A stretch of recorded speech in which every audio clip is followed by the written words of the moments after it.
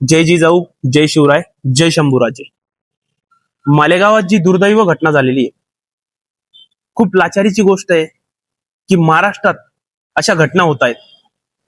छत्रपती शिवाजी महाराजांच्या महाराष्ट्रात अशा घटना होत आहेत, हे खूप लाचारीची गोष्ट आहे.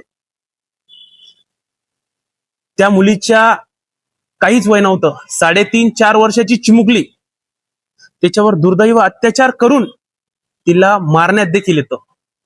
मारण्यात बी असं तसं नाही तर इतके मोठे दगड तिच्या चेहऱ्यावर टाकून तिच्या चेहऱ्याचं चुराडा.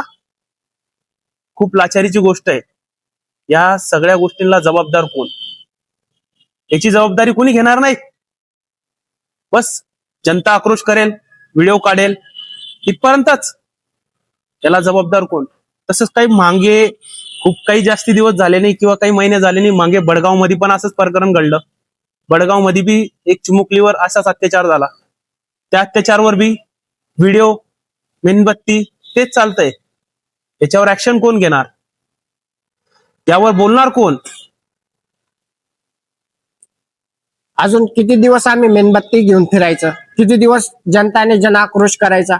म्हणून मी विनंती करतोय देवेंद्र फडणवीस साहेब, तुम्ही लवकरात लवकर ऍक्शन घ्यावी आणि ऍक्शन घेतल्यानंतर काय ऍक्शन घेतली गेली हे महाराष्ट्राला कळवावं, जेणेकरून आहे ना नेक्स्ट टाइम महाराष्ट्रात ही घटना टळेल आणि या घटना करण्याचे पहिले समोरचा व्यक्ती 100 वेळा विचार करेल. ही विनंती करतो. जय शिवराय. जय शिवराय.